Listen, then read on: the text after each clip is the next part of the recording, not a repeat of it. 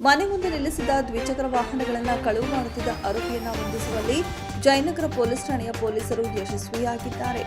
Jayanagar 8ನೇ block ನಿವಾಸಿಯೊಬ್ಬರು ತಮ್ಮ ಮನೆಯ ಮುಂದೆ ದ್ವಿಚಕ್ರ ವಾಹನವನ್ನ ನಿಲ್ಲಿಸಿ ಮನೆಗೆ ತೆರಳಿ ಮತ್ತೆ ಸಂಜೆ ನೋಡಿದ್ರೆ ಯಾರೋ ಅಪರಿಚಿತ ವ್ಯಕ್ತಿ ಕಳವು ಮಾಡಿಕೊಂಡು ಹೋಗಿದ್ದಾರೆಂದು ಜಯನಗರ ಪೊಲೀಸ್ ಠಾಣೆಗೆ ತೆರಳಿ ದೂರನ್ನ ನೀಡಿದ್ದಾರೆ.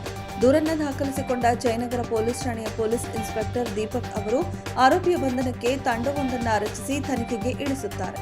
ತನಿಖಾ ತಂಡವು ಖಚಿತ ಮಾಹಿತಿಯನ್ನ ಕಲೆ ಹಾಕಿ ಬೈಕ್ ಕಳ್ಳರನ್ನ ಬಂಧಿಸಿ ವಿಚಾರಣೆಗೆ ಒಳಪಡಿಸಿದಾಗ ಬೆಂಗಳೂರು ನಗರದ ವಿವಿಧೆಡೆ ದ್ವಿಚಕ್ರ ವಾಹನಗಳನ್ನು ಕಳವು ಮಾಡಿರುವುದಾಗಿ ತಪ್ಪೊಪ್ಪಿಕೊಳ್ಳುತ್ತಾರೆ.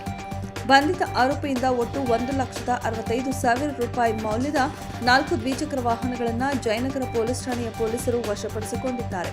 ಈ ಕಾರ್ಯಾಚರಣೆಯನ್ನ ದಕ್ಷಿಣ ವಿಭಾಗದ ಡಿಸಿಪಿ ಲೋಕೇಶ್ ಜಗಳಾಸರ್ ಅವರ ನಿರ್ದೇಶನದಂತೆ ಜಯನಗರ ಉಪವಿಭಾಗದ ಎಸಿಪಿ ನಾರಾಯಣಸ್ವಾಮಿ ಅವರ ಮಾರ್ಗದರ್ಶನದಲ್ಲಿ ಜಯನಗರ ಪೊಲೀಸ್ ಠಾಣೆಯ ಪೊಲೀಸ್ ಇನ್ಸ್ಪೆಕ್ಟರ್ ದೀಪಕ್ ಅವರ ನೇತೃತ್ವದಲ್ಲಿ ಪಿಎಸ್ಐ ಹರಿಪ್ರಸಾದ್ ಮತ್ತು ಸಿಬ್ಬಂದಿಗಳಾದ ಪೀರಪ್ಪ, ಚೇತನ್ ಕುಮಾರ್, ಆನಂದ್ ಕುಮಾರ್, ಪ್ರವೀಣ್, ಅರವಿಂದ್, ಅನಂತ ರೆಡ್ಡಿ, ಮಹದೇವಯ್ಯ ಅವರ ತಂಡ ಆರೋಪಿಯನ್ನ ಬಂಧಿಸುವಲ್ಲಿ ಯಶಸ್ವಿಯಾಗಿದ್ದಾರೆ.